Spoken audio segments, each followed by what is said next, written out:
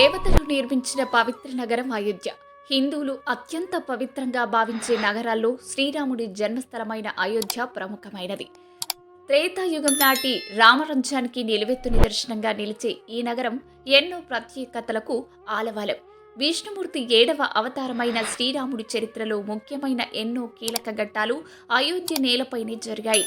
ఉత్తర భారతదేశంలోని ఫైజాబాద్కు 6 కిలోమీటర్ల దూరంలో సరియు నదీ తీరంలో ఉన్న ఈ పవిత్ర నగరాన్ని సందర్శించేందుకు హిందువులు అధిక ప్రాధాన్యత ఇస్తుంటారు.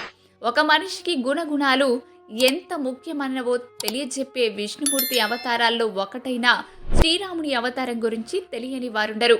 రామాయణాన్ని ఒక మహాకావ్యంగా, సీతారాములను ఆదర్శప్రాయంగా ప్రజలు భావిస్తారు. అందుకే రాముడు జన్మించిన అయోధ్య నగరానికి హిందూ ప్రజలకు మధ్య విడదీయరాని అనుబంధం ఏర్పడింది. కేవలం హిందువులకే కాదు, ముస్లిం, బౌద్ధ, జైన మతాల ప్రజలు కూడా ఈ ప్రదేశాన్ని ఎంతో పవిత్రంగా భావిస్తారు. దేశవ్యాప్తంగానే కాకుండా ప్రపంచవ్యాప్తంగా పర్యాటకులను ఆకర్షిస్తున్న ఈ రామజన్మభూమి విశేషాలేమిటి? ప్రజలతో ఈ ప్రదేశానికి ఉన్న అనుబంధం ఏమిటి? పర్యాటకంగా దీనికి ఉన్న ప్రాముఖ్యత ఏమిటి అనే విషయాలు ఇప్పుడు తెలుసుకుందాం. పిల్లలకి వారి హద్దుల గురించి ఎలా చెప్పండి. అయోధ్య అంటే జయించ శక్యం కానిది అని అర్థం. శ్రీరాముని పూర్వీకుడైన ఆయుధ్ మహారాజు పేరిట ఈ నగరానికి అయోధ్య అనే పేరు స్థిరపడినట్లు చెప్తారు. మరికొన్ని ఆధారాల ప్రకారం హిందువులకు ధర్మశాస్త్రం అందించిన సూర్యవంశ ఆద్యుడు మనువుచే 9000 సంవత్సరాలకు పూర్వం ఈ నగరం స్థాపించినట్లు కథనం. అతడి కుమారుడు ఇక్ష్వాకు అయోధ్య రాజధానిగా కోసల రాజ్యాన్ని పాలించినట్లు పురాణ కథలు వివరిస్తున్నాయి. అలాగే ఈ వంశానికి చెందిన పృథువు అనే రాజు వలన ఈ భూమికి పృథ్వీ అనే పేరు వచ్చిందని చెబుతారు. సత్య వాక్ పరిపాలనకు ప్రసిద్ధి చెందిన హరిశ్చంద్రుడు సూర్యవంశపు 31వ రాజు. ఆయన తన సత్యవాక్కుతో సూర్యవంశ చక్రవర్తుల ప్రతిష్టను ఇనుమడింపజేశారు.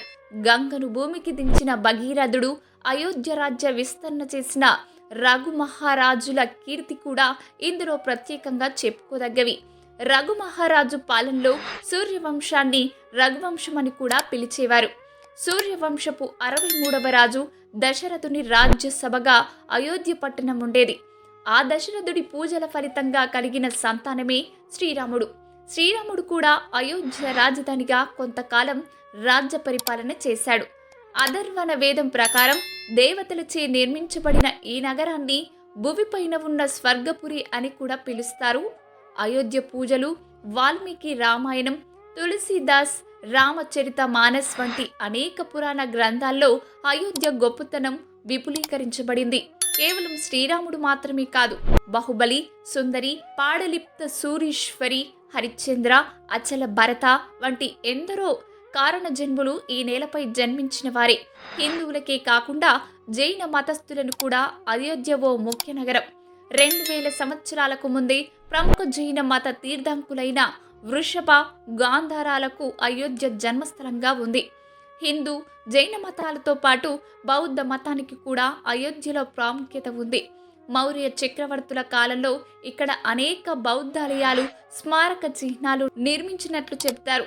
క్రీస్తు పూర్వం 5వ శతాబ్దం నుండి క్రీస్తు శకం 5వ శతాబ్దం వరకు అయోధ్య బౌద్ధ మత కేంద్రంగా విలసిల్లినట్లు చరిత్రకారులు అంచనా.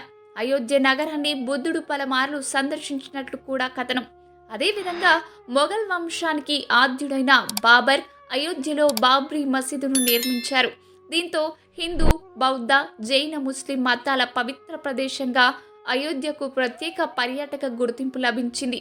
అయోధ్యలో పర్యాటకులు సందర్శించేందుకు ఎన్నో ముఖ్యమైన ప్రదేశాలున్నాయి.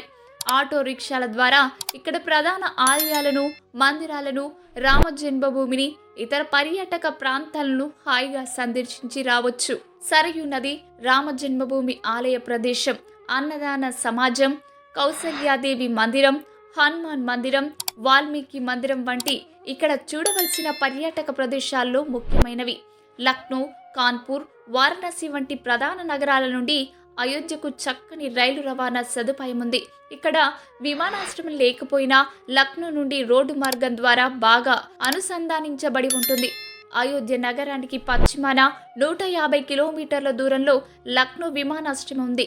ఇక్కడికి ఢిల్లీ, కోల్కతా, చెన్నై, బెంగళూరు, జైపూర్, ముంబై వంటి ప్రధాన నగరాల నుండి నిరంతరం విమానాలు నడుస్తుంటాయి. ఎయిర్పోర్ట్ నుండి అయోధ్యకు వెళ్లేందుకు వీలుగా జీప్లు, టాక్సీలు అందుబాటులో ఉంటాయి. ఉత్తర భారతదేశంలో అయోధ్య ఒక ముఖ్యమైన రైల్వే స్టేషన్. ఇక్కడికి ఢిల్లీ, లక్నో, కాన్పూర్, వారణాసి, గోరఖ్పూర్, గోండా నుండి నిరంతరం రైళ్లు నడుస్తుంటాయి.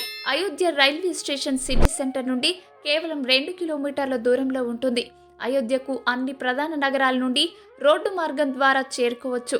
లక్నో నుండి 130 కిలోమీటర్లు, వారణాసి నుండి 200 కిలోమీటర్లు, అలహాబాద్ నుండి 160 కిలోమీటర్లు, గోరఖ్పూర్ నుండి 140 కిలోమీటర్లు, ఢిల్లీ నుండి 636 కిలోమీటర్ల దూరంలో అయోధ్య నగరం ఉంది.